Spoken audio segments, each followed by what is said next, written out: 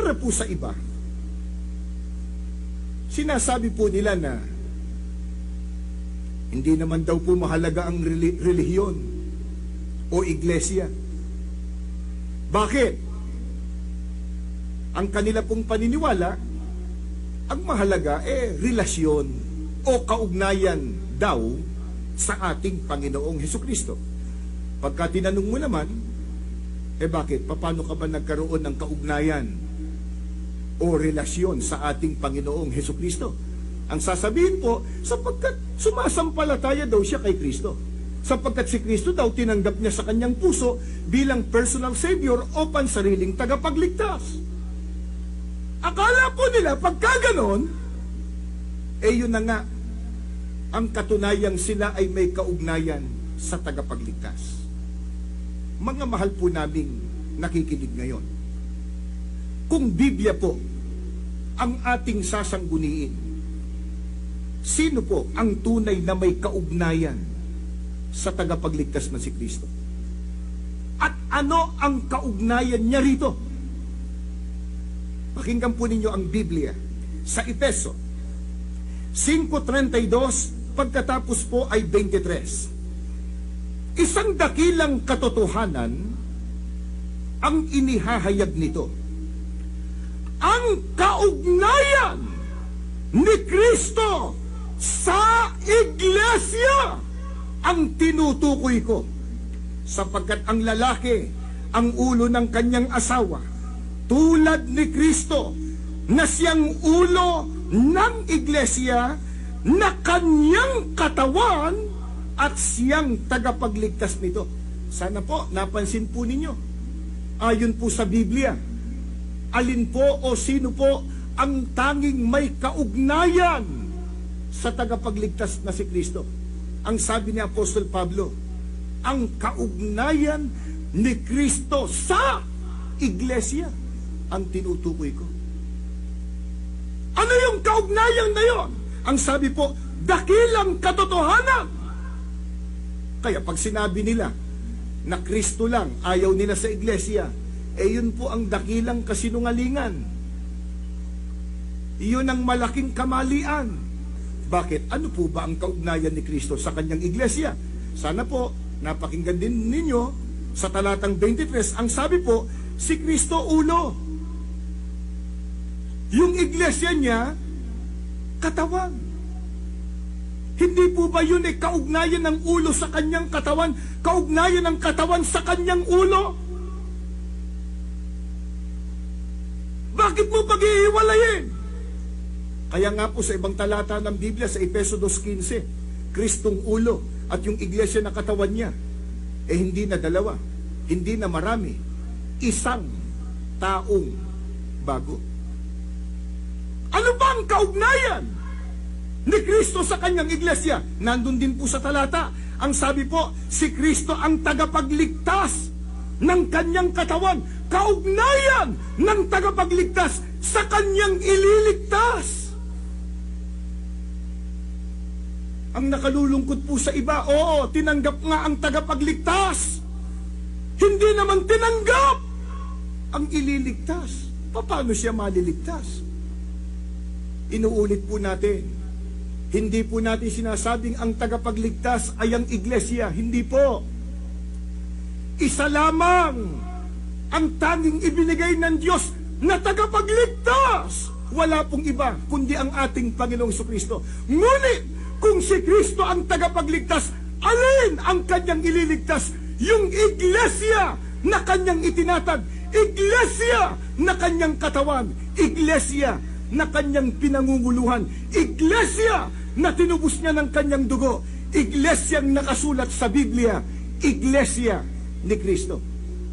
Dahil po sa mga katotohanan niya, ano ang utos ng tagapagligtas? Dahil sa kahalagahan ng iglesia na kanyang ililigtas. Pakinggan po ninyo.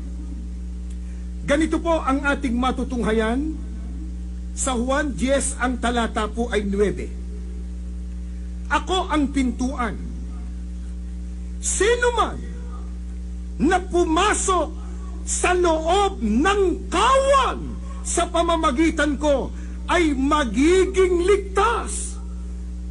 Dahil po sa napakahalaga ng iglesyang itinatag ni Kristo, ano utos niya sa lahat ng mga taong gustong maligtas?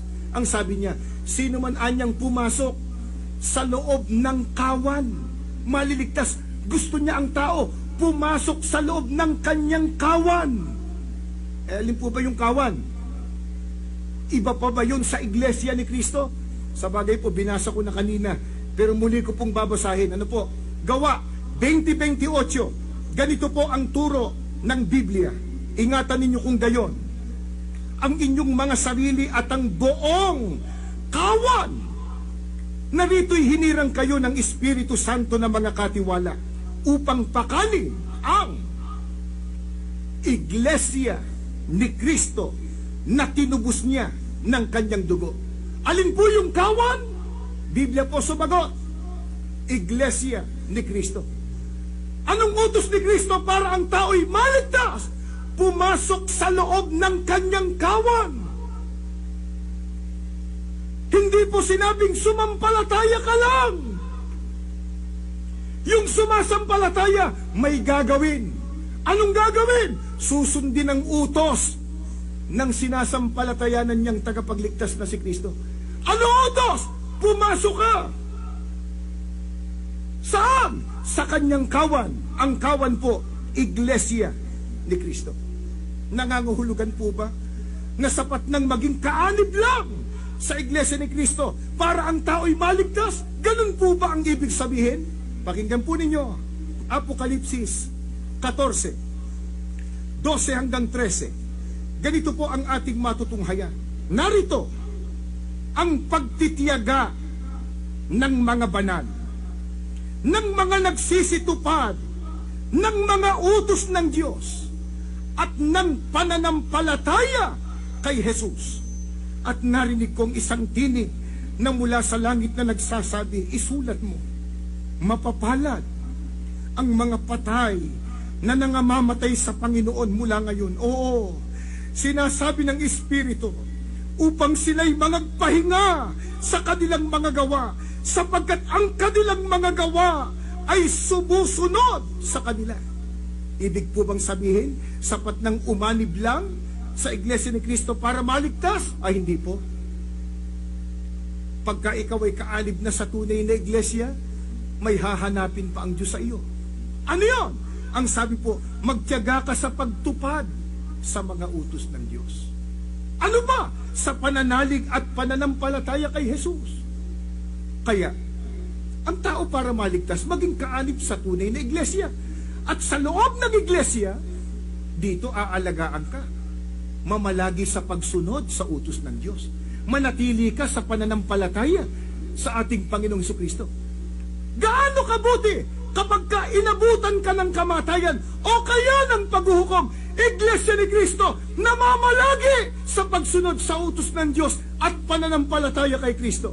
Ang sabi po, mapalad ang mga nangamatay sa Panginoon.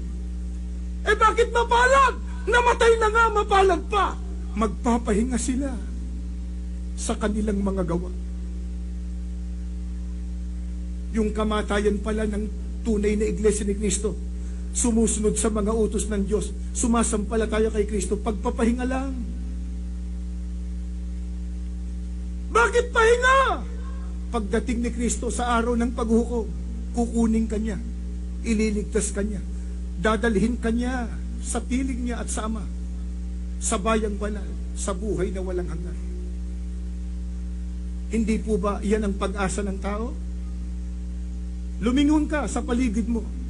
Tignan mo ang nangyayari sa daigdig. Ang narito, kasamaan, kabiguan, gutom, hirap, hinanakit, kaligaligan, kawalan ng katarungan. Pero natitiyak mong ikaw ay ligtas. Dumating man ang pagpanaw, ang sabi ng Biblia, nagpapahinga ka lang. At ang lubos na kapahingahan, doon, sa bayang banal, sa piling ng Diyos, pagdating ng araw ng paghukom. Kung gayon, mga mahal po naming kaibigan, mga kababayan, at mga panauhing narito, sa mundong ito na puspos ng ligalig at kahirapan, Huwag niyong kalilimutan, meron tayong nalalabing pag-asa. Sino po ang ating pag-asa? Si Kristo, ang ating tagapagligtas. Pero paano kanya ililigtas? Itinatag niyang kanyang iglesia para sa iyo, para sa atin. Kaya ang pag-asa natin, si Kristong tagapagligtas at ang iglesia na kanyang ililigtas. Kaya tama, sumampalataya tayo kay Kristo. Manalig tayo sa Kanya. Pero higit pa doon, sumunod tayo sa Kanyang mga utos. Hanapin natin ang tunay na iglesia na Kanyang itinatag, iglesia ni Kristo. At doon, magsama-sama tayong umanib upang masakop ng Kanyang gagawing pagliligtas pagdating ng araw ng paghuhukom.